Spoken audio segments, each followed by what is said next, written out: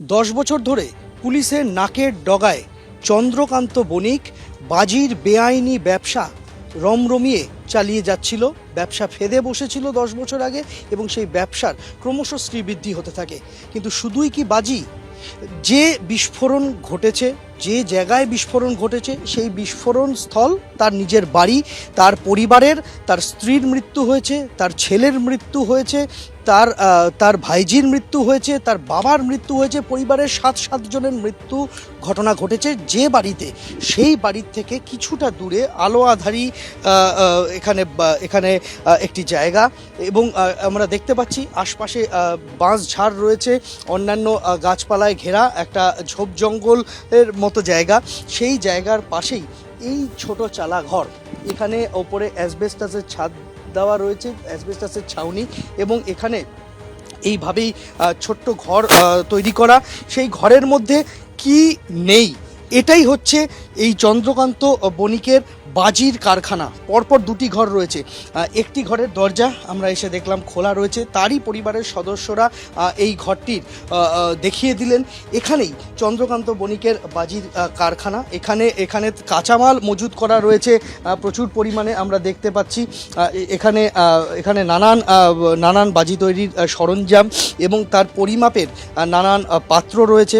আমরা দেখতে পাচ্ছি যে সেই সমস্ত কিছু এখানে বাজি তৈরির যা যা উপকরণ রয়েছে আমরা এখানে দেখতে পাচ্ছি যে দড়ি রাখা রয়েছে, এখানে বাজির পরিমাপ করার জন্য নানান মাপের হাতা রাখা রয়েছে, নানান মাপের বিভিন্ন পাত্র রাখা রয়েছে।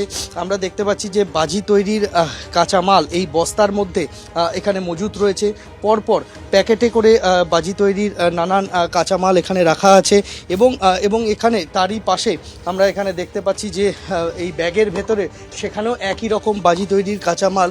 এখানে একটি বড় বস্তা চোখে পড়ছে, সেখানে সম্ভবত এখানে কাঠকয়লা এবং অন্যান্য সোরা গন্ধক এই জাতীয় জিনিসপত্র পরপর বাক্সে রাখা রয়েছে। এখানে পরপর অসংখ্য বস্তা, অ্যাসবেস্টাসের একটা ছাউনি, আর এই ঘরের মধ্যে দুটো সুবিশাল ট্রাঙ্ক আমরা দেখতে পাচ্ছি, কিন্তু সেই ট্রাঙ্কগুলি খোলা অবস্থায়। দরজা যেরকম খোলা অবস্থায় আমরা মধ্যরাতে পেলাম, ট্রাঙ্কও খোলা।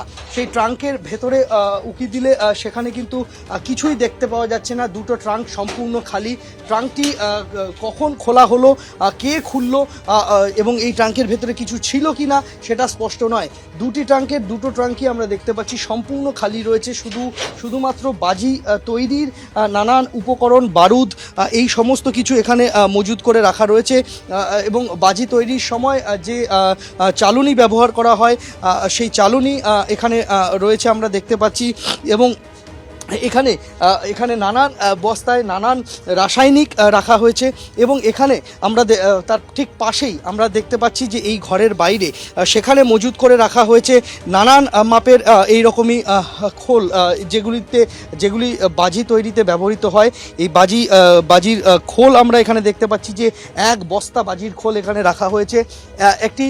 একটি ফায়ার এক্সটিংগুইশার এখানে আমরা দেখতে পাচ্ছি যে যার কাজ আদপে কি তা স্পষ্ট নয়। একটা ফায়ার এক্সটিংগুইশার এখানে রাখা রয়েছে 2 কিলো ওজনের এবং ম্যানুফ্যাকচারিং ডেট 2024, এক্সপায়ার ডেটের এখানে কোনো উল্লেখ নেই।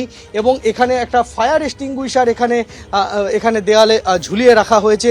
এরকমই একটা বাজি তৈরির কারখানার হদিশ বাঁশবাগানের ভেতরে বাড়ির থেকে কিছুটা দূরে আমরা দেখতে পেলাম। এবং এই যে বাজি তৈরির কারখানা তার বাইরেও কিন্তু অসংখ্য উপকরণ, এখানে নানান বস্তা আমরা দেখতে পাচ্ছি যে সেই সমস্ত বস্তা এখানে রাখা রয়েছে এবং সেই সমস্ত বস্তা বাঁশবাগানের পিছনের দিকের অংশে সেখানে ফেলে রাখা হয়েছে। এবং এখানে আমরা দেখতে পাচ্ছি যে সেই বস্তার গায়ে লেখা রয়েছে Tirupati courier service private limited. এই বেশ কয়েকটি বস্তা, কমলা রঙের বস্তা এখানে চোখে পড়ছে এবং প্রত্যেকটারই গায়ে বারুদ লেগে রয়েছে। পরপর এখানে এই রকম বাজি তৈরির দুটি জায়গা তার রয়েছে, একটি বাঁশবাগানের এক ধারে, আরেকটি বাঁশবাগানের ঠিক অপর ধারে। যে কারখানাতে আমরা দাঁড়িয়ে রয়েছি তার ঠিক উল্টো দিকে আরেকটি কারখানা আমরা দেখতে পাচ্ছি, সেটা একেবারে মুখোমুখি দুটি কারখানা রয়েছে। প্রতীক রায়ের সঙ্গে সন্দীপ সরকার, এবিপি আনন্দ, দক্ষিণ 24 পরগনা।